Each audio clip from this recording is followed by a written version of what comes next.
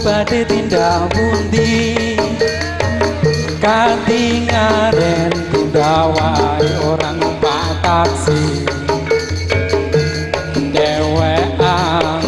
apa ora wedi timbang nganggur kula purun ngancani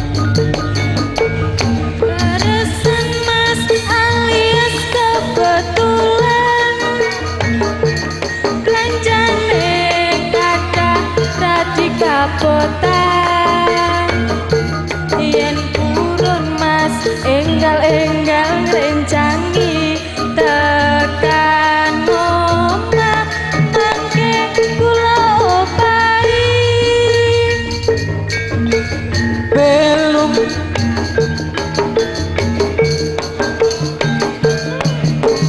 belum lekan kule momongan niku blonjo napa mbayu badhe pindahan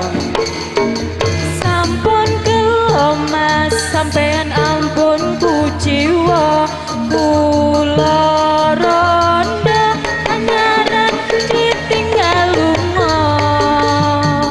awan-awan lunga blonjo ning pasar paing owing-owing lagi rapati penting ning Semarang mas tuku gelang apa anting-anting Josumelan ya ben rondo dijamin templeng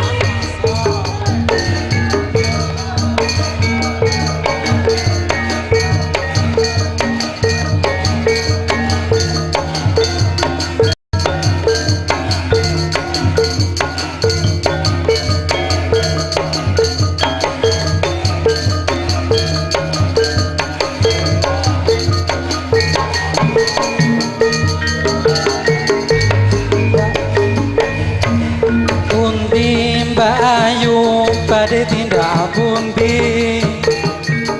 kanthi ngaren tindak wae ora numpak taksi dhewean apa ora wedi timbang nganggur kula purun ngencani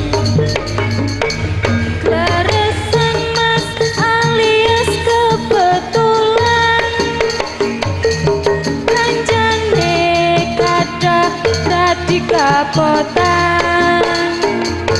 yen purun mas enggal-enggal rencangi tekan omah mangke kula opahi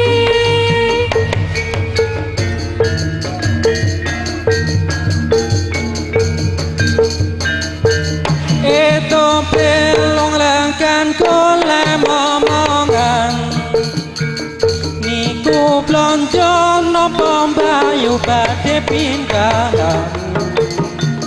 sampun kelo mas sampean ampun kuciwa kula ronda anyaran ditinggal lunga wan-awan lunga blonjo ning pasar paing blonjo rapati penting. Neng Semarang Mas tuku gelang apa anting-anting Josumalang ya ben rondo dijamin komplek.